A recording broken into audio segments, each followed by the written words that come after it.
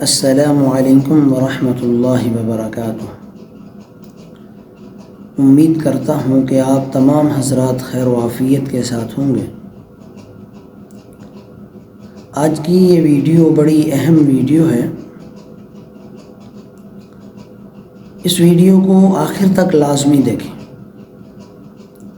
ہم دنیا کے اندر کئی خوبیوں اور خامیوں کا مجموعہ ہے، اور ہر آدمی اپنی خوبیوں کو بڑا یاد کرتا ہے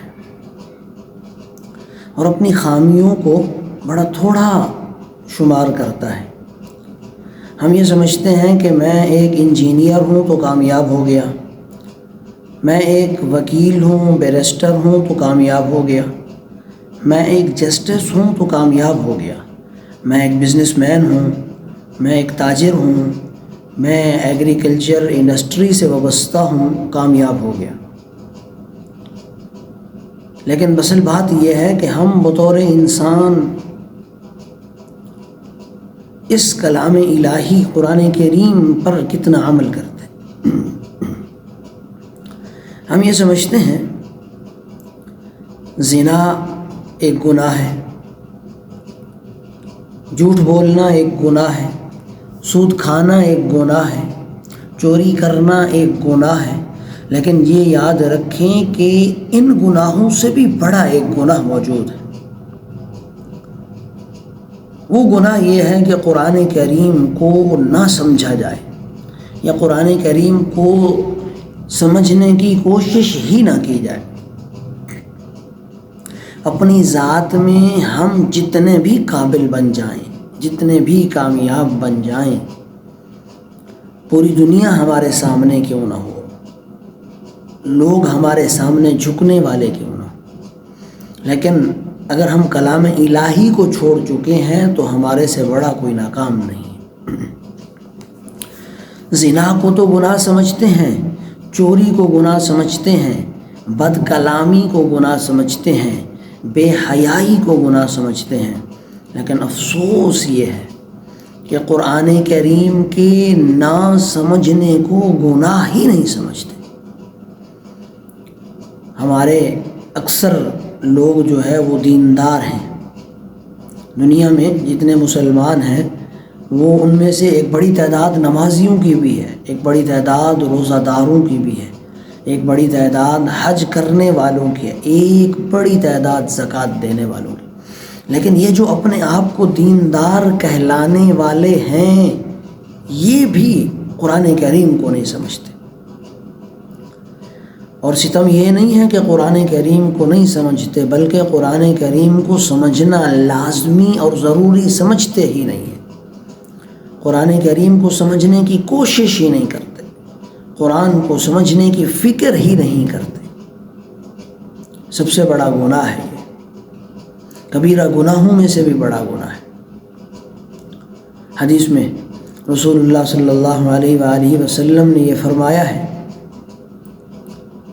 کہ رب قاری القرآن والقرآن یلعن، کتنے لوگ ایسے ہیں جو قرآن پڑھتے ہیں اور قرآن انہیں لعنت کرتا ہے۔ اس بات کو آپ معمولی نہ سمجھیں، قرآن کریم نہیں سمجھتے تو کوئی بات نہیں ہے، سمجھنے کی کوشش نہیں کرتے تو کوئی بات نہیں ہے، یہ بہت بڑا کبیرہ گناہ ہے۔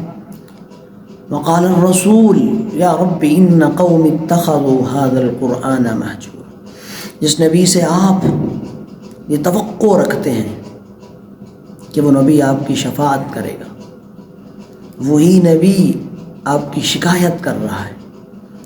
ٹوپی پہننے پر شکایت نہیں ہے، داڑھی رکھنے پر شکایت نہیں ہے کہ اس نے داڑھی نہیں رکھی، اس نے ٹوپی نہیں پہنی، اس نے کپڑے نہیں پہنے، اس نے پینٹ شرٹ اور ٹائی باندھی ہے، اس چیز کی شکایت نہیں کریں گے۔ شکایت کس چیز کی ہوگی؟ یا رب ان قوم اتخذوا هذا القرآن مہجورا، قرآن کریم کو چھوڑ دیا اس قوم نے، قرآن کو سمجھنا چھوڑ دیا، سمجھنے کی کوشش کرنا چھوڑ دیا۔ اگرچہ قرآن کریم پڑھنا بھی کار خیر ہے، لیکن ایک تو یہ بات یاد رکھیں کہ کتنے لوگ ہیں جو قرآن کریم پڑھتے ہیں، اس کا حق ادا کریں۔ ہماری خواتین تو 100% سمجھ لیں انہیں قرآن کریم کے صحیح الفاظ پڑھنا ہی نہیں ہے، انہیں قرآن کریم کے تلفظ کا پتہ نہیں ہے، انہیں قرآن کریم کے حروف کا پتہ نہیں ہے، پھر سمجھنا تو دور کی بات ہے، پھر آگے جانا تو دور کی بات ہے۔ اس چیز پہ آپ خوش نہ ہوں کہ ہم بڑے کامیاب ہوں۔ قرآن کریم اللہ کے خطوط کا مجموعہ ہے۔ ایک ایگزامپل کے ساتھ اس کو سمجھاتا ہوں۔ اگر آپ ایک کمپنی میں لیٹر لکھتے ہیں، ایک خط لکھتے ہیں جاب کے لیے، وہاں سے آپ کو ریٹن جواب آتا ہے، وہ کسی ایسی زبان میں ہے کہ آپ اس زبان کو نہیں سمجھ سکتے، تو یہ بتائیں آپ کو اس وقت کھانا دل کرے گا، سونا دل کرے گا؟ آپ اس زبان کے جاننے والے کو تلاش کریں گے، ڈھونڈیں گے اس کو ڈھونڈ کر، تلاش کر کے میں اس آیت کا، میں اس خط کا، اس مجموعے کا، اس لیٹر کا ترجمہ کرواؤں، ٹرانسلیٹ کرواؤں اس کا، تاکہ پتہ چلے کہ کیا چیز ہے۔ اور یہ کلام الہی تو اللہ کے خطوط کا مجموعہ ہے، رب العالمین کے خط ہیں یہ۔ ہم تو کوشش ہی نہیں کرتے۔ ایک دوست کے خط کی کوشش، ایک کمپنی کے لیٹر کے خط کے لیے کتنی کوششیں کرتے ہیں، اور قرآن کریم کو یکسر بھلا دی۔ نہ صرف اس کی کوشش نہیں کرتے بلکہ اس کو گناہ ہی نہیں سمجھتے۔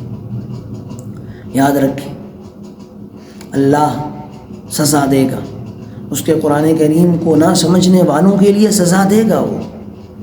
اب آج جو ہم مسلمان پٹ رہے ہیں، آج جو ہم مسلمان ظلم کا شکار ہیں، ہم جو مسلمان آج پسے جا رہے ہیں، ہم جو مسلمان آج گردنیں کٹوائی جا رہے ہیں، یہ اللہ کے اس کلام کو نہ سمجھنے کی نحوست ہے۔ وہ آدمی بھگتے گا جو اس قرآن کو نہ سمجھے گا، وہ پریشانی اٹھائے گا، وہ رسوائی اٹھائے گا، وہ ذلت اٹھائے گا جو اس قرآن کو نہ سمجھے گا۔ اس لیے اپنے آپ کو اور اپنی اولادوں کو قرآن سمجھنے کے لیے وقف کریں، ترجمہ سیکھنے کے لیے وقف کریں، اللہ کی بات کو سمجھنے کے لیے وقف کریں۔